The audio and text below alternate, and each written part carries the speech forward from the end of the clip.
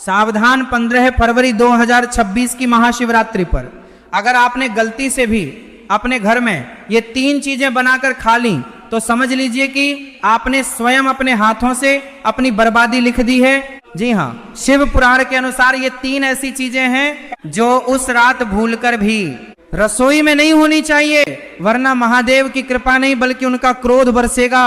आज मैं आपको बताऊंगा कि कैसे ये मामूली दिखने वाली सब्जियां आपके हंसते खेलते परिवार को सड़क पर ला सकती हैं। इसलिए वीडियो को शुरू से अंत तक ध्यान से देखिएगा, क्योंकि सवाल आपके घर की सुख शांति का है। दोस्तों, 15 फरवरी 2026 की तारीख को अपने कैलेंडर में अभी के अभी लाल रंग से मार्क कर लीजिए, क्योंकि ये कोई साधारण महाशिवरात्रि नहीं है। शास्त्रों की गणना और ग्रह नक्षत्रों का ऐसा दुर्लभ संयोग करीब 700 साल बाद बन रहा है।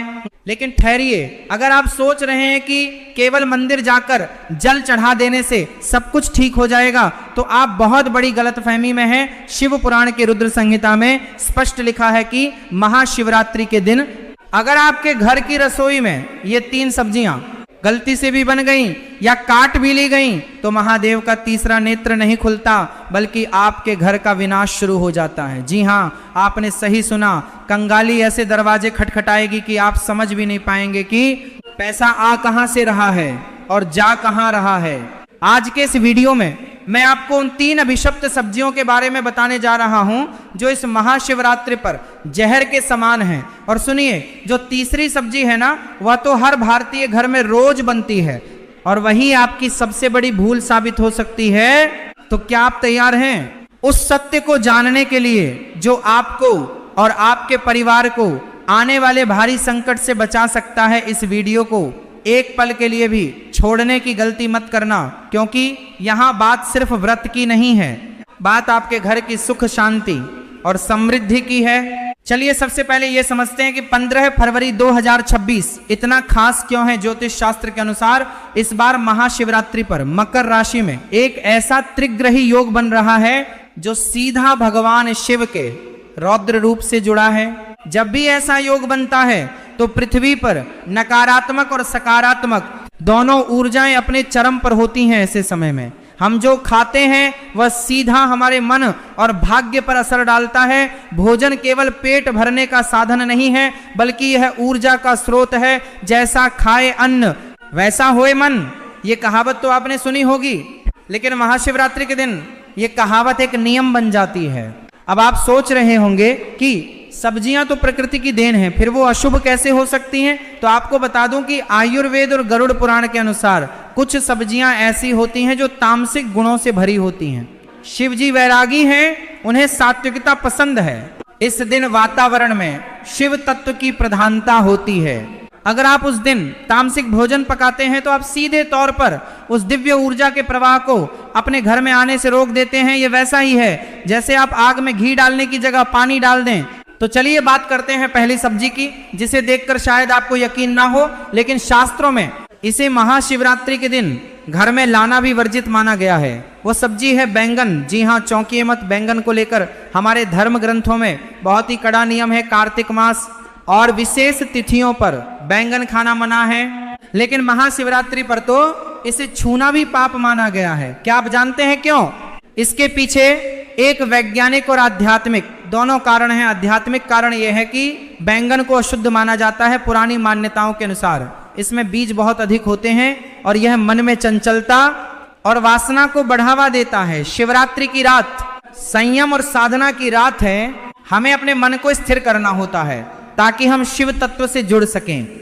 अगर आप इस दिन बैंगन की सब्जी बनाते हैं या उसका भरता बनाते हैं तो आपके घर के सदस्यों के मन में क्रोध और आवेश बढ़ेगा। छोटी छोटी बातों पर लड़ाई झगड़े होंगे और जहां क्लेश होता है वहां से लक्ष्मी रूठ कर चली जाती है। वैज्ञानिक दृष्टिकोण से देखें तो इस मौसम में बैंगन में कीड़े होने की संभावना सबसे अधिक होती है और शिवरात्रि पर हम जो भी खाते हैं वह शुद्ध और पवित्र होना चाहिए। अगर अनजाने में भी आपने अशुद्ध भोजन कर लिया तो आपका पूरा व्रत और पूजा खंडित हो सकती है। इसलिए गांठ बांध लीजिए कि 15 फरवरी को बाजार से सब्जी लाते समय बैंगन की तरफ देखना भी नहीं है। अब आगे बढ़ते हैं। और बात करते हैं दूसरी सब्जी की, जो बैंगन से भी ज्यादा खतरनाक मानी जाती है। ये सब्जी सीधे तौर पर शनि और राहु से जुड़ी है और शिव जी की पूजा में इनका प्रभाव नकारात्मक हो सकता है। ये सब्जी है मूली। शायद आपको ये जानकर हैरानी हो रही होगी, आप कहेंगे कि मूली तो सलाद है, सेहत के लिए अच्छी है। लेकिन रुकिए, हम यहाँ सेहत की नहीं, हम यहाँ ऊर्जा और तरंगों की बात कर रहे हैं। मूली को एक तीखी गंध वाली सब्जी माना जाता है। शास्त्रों में कहा गया है कि जिस भोजन में तीव्र गंध हो वह राक्षसी भोजन की श्रेणी में आता है। महाशिवरात्रि की रात को कालरात्रि भी कहा जाता है। इस रात को नकारात्मक शक्तियां भी सक्रिय होती हैं। जब आप घर में मूली काटते हैं या पकाते हैं तो उसकी गंध से घर का वातावरण भारी हो जाता है। ये गंध सकारात्मक ऊर्जा को काट देती है। शिव पुराण के अनुसार महादेव को वह चीजें अर्पित की जाती हैं जो शीतलता प्रदान करें, जैसे दूध, दही, चंदन। मूली की तासीर और गंध दोनों ही उग्र हैं। अगर आपने इस दिन मूली के पराठे या सब्जी बनाई तो समझ लीजिए कि आप अपने घर में बीमारी को न्योता दे रहे हैं। ऐसा माना जाता है कि इस दिन मूली खाने से व्यक्ति की बुद्धि भ्रष्ट हो सकती है और वह ऐसे गलत निर्णय ले सकता है जिसका पछतावा उसे साल भर करना पड़ेगा। क्या आप चाहेंगे कि आपकी एक छोटी सी गलती आपके पूरे साल की मेहनत पर पानी फेर दे? नहीं ना। इससे पहले कि मैं आपको तीसरी और सबसे महत्वपूर्ण सब्जी के बारे में बताऊं जो आपके घर में कंगाली ला सकती है, मैं आपको एक बहुत ही जरूरी बात बताना चाहता हूं। बहुत से लोग ये सोचते हैं कि हम तो व्रत नहीं रख रहे हैं, हम तो खा सकते हैं। ये सबसे बड़ी गलतफहमी है। महाशिवरात्रि का प्रभाव पूरी सृष्टि पर होता है, चाहे आप व्रत रखें या ना रखें। अगर आप उस दिन घर में रसोई जला रहे हैं तो नियमों का पालन करना पूरे परिवार के लिए अनिवार्य है।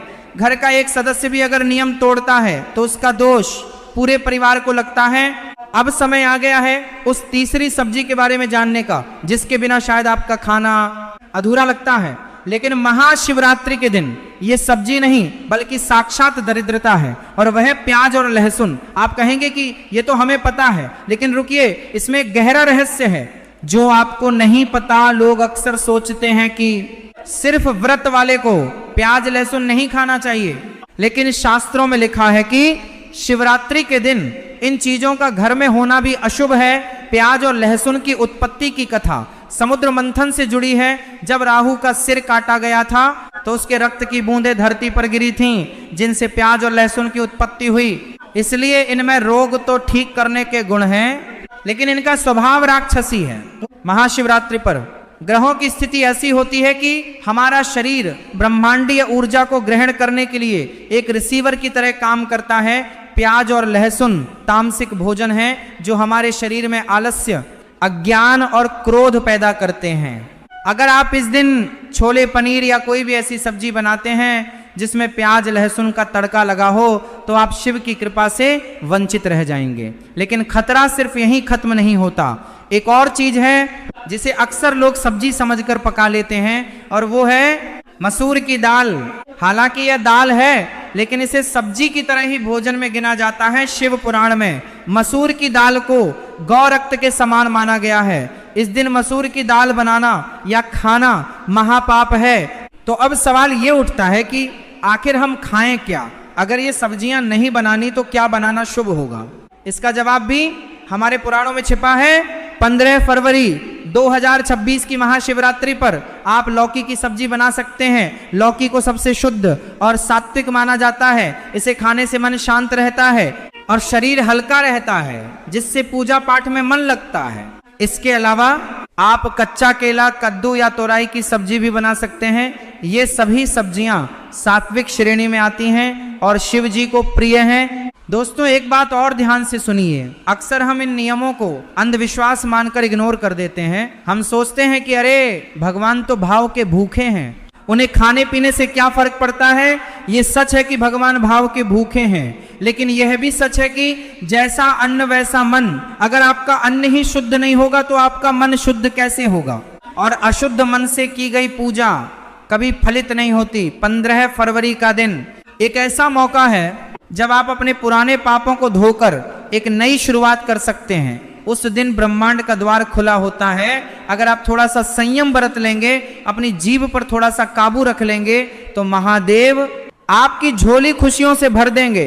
कल्पना कीजिए उस रात की जब पूरा संसार शिव की भक्ति में लीन होगा, मंदिरों में घंटियां बज रही होंगी, हवा में अगरबत्ती की सुगंध होगी और आपके घर में भी सात्विक भोजन की खुशबू आ रही होगी। जब आप शुद्ध मन और शुद्ध शरीर से महादेव के सामने हाथ जोड़ेंगे तो वह ऊर्जा सीधे आपके भीतर प्रवेश करेगी।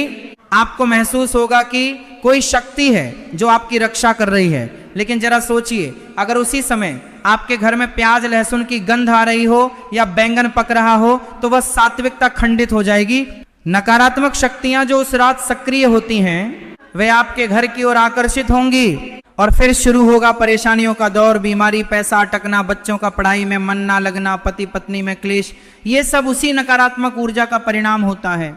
इसलिए मेरी आपसे हाथ जोड़कर विनती है कि 15 फरवरी 2026 को एक प्रयोग के तौर पर ही सही, लेकिन इन नियमों का पालन जरूर करें। अपने घर की महिलाओं को, माताओं को, बहनों को पहले ही बता दें कि इस दिन बाजार से बैंगन, मूली, प्याज, लहसुन और मसूर की दाल बिल्कुल ना खरीदें, बल्कि एक दिन पहले ही रसोई की सफाई कर लें। गंगा जल छिड़क कर रसोई को पवित्र करें, क्योंकि रसोई घर का मुख्य केंद्र होता है। अगर रसोई शुद्ध है तो पूरा घर शुद्ध है। इस वीडियो को बनाने का मेरा उद्देश्य आपको डराना नहीं है, बल्कि आपको जागरूक करना है। हमारे ऋषि मुनियों ने जो नियम बनाए हैं उनके पीछे गहरा विज्ञान है। वे जानते थे कि ग्रहों की चाल का हमारे शरीर और मन पर क्या असर होता है। वे जानते थे कि किस दिन कौन सा भोजन हमारे लिए विष बन सकता है और कौन सा अमृत। आज का आधुनिक विज्ञान भी अब इन बातों को मानने लगा है कि भोजन का हमारे अवचेतन मन पर